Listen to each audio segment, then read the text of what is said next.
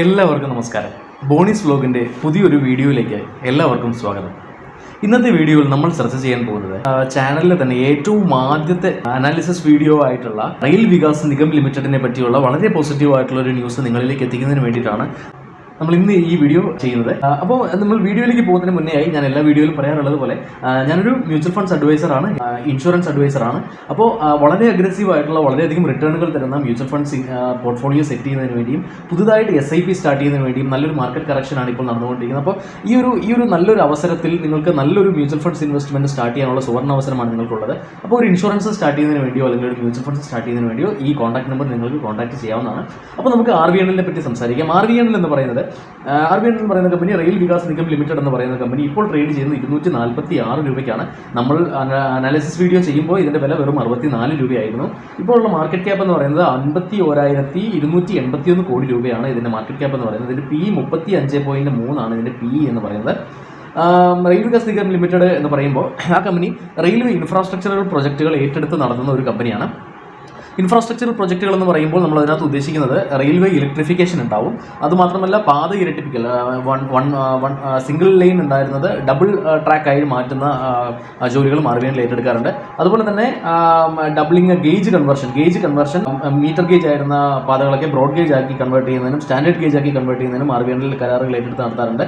New railway lines ഇടുന്നത്, railway electrification, major പാലങ്ങൾ പണിയുന്നതിന് വേണ്ടിയും വർക്ക്ഷോപ്പുകൾ പണിയുന്നതിന്, റെയിൽവേ വർക്ക്ഷോപ്പുകൾ പണിയുന്നതിന് വേണ്ടിയും പ്രൊഡക്ഷൻ യൂണിറ്റുകൾ പണിയുന്നതിന് വേണ്ടിയും പിന്നെ ഫ്രൈറ്റ് റവന്യൂ വിത്ത് റെയിൽവേസ്, അതായത് direct freight corridors RVNL revenue sharing ബേസിസിൽ പണിത് കൊടുക്കുന്നുണ്ട്. അതുപോലെ തന്നെ മെട്രോ സ്റ്റേഷനുകൾ ബിൽഡ് ചെയ്യുന്നുണ്ട്, റെയിൽവേ സ്റ്റേഷനുകൾ ബിൽഡ് ചെയ്യുന്നുണ്ട്.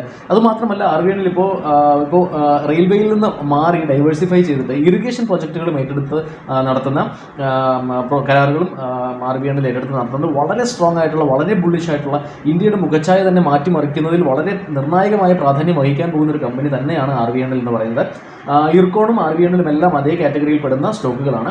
ഇനി നമുക്ക് RVNL എന്താണ് നമുക്ക് പോസിറ്റീവ് ന്യൂസ് എന്ന് നോക്കാം.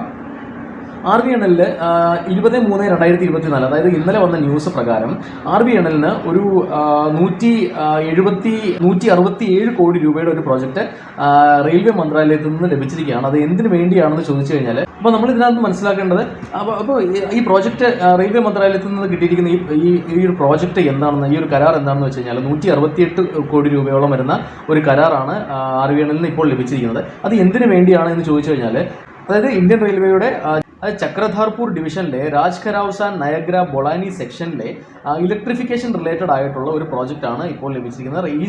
സൗത്ത് ഈസ്റ്റേൺ റെയിൽവേയുടെ 3000 MT ലോഡിംഗ് ടാർഗറ്റ് അച്ചീവ് ചെയ്യാൻ വേണ്ടിയിട്ടുള്ള ഒരു ഇലക്ട്രിഫിക്കേഷൻ പ്രോജക്റ്റാണിത്. ഇലക്ട്രിക് ട്രാക്ഷൻ പ്രോജക്റ്റാണിത്. 168 കോടി രൂപയുടെ ഒരു വലിയൊരു പ്രോജക്റ്റ് തന്നെയാണ് സദേൺ ഈസ്റ്റേൺ റെയിൽവേ RVNL കൊടുത്തിരിക്കുന്നത്. അപ്പോൾ 20/3/2024 ഇന്നലെയാണ് ഈ വാർത്ത പുറത്തു വന്നിരിക്കുന്നത്.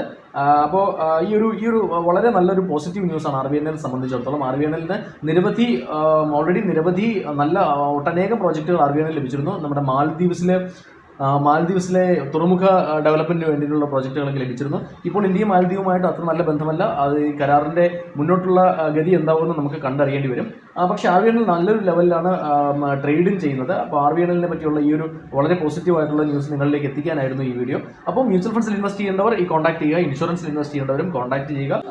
നിങ്ങൾ നൽകിക്കൊണ്ടിരിക്കുന്ന എല്ലാവിധ സപ്പോർട്ടിനും നന്ദി. വളരെയധികം പേർ ഇൻഷുറൻസിന് വേണ്ടിയും മ്യൂച്വൽ ഫണ്ട്സിന് വേണ്ടിയും എന്നെ വിളിക്കുന്നുണ്ട്. എല്ലാവർക്കും തന്നെ വളരെ നല്ല അഗ്രസീവ് ആയിട്ടുള്ള പോർട്ട്ഫോളിയോ സെറ്റ് ചെയ്ത് കൊടുക്കാൻ സാധിക്കുന്നുണ്ട് എന്നതിൽ എനിക്കും സന്തോഷമുണ്ട്. അപ്പോൾ അടുത്തൊരു വീഡിയോയുമായി വീണ്ടും കാണുന്നവരെ ഹാപ്പി ഇൻവെസ്റ്റിംഗ്.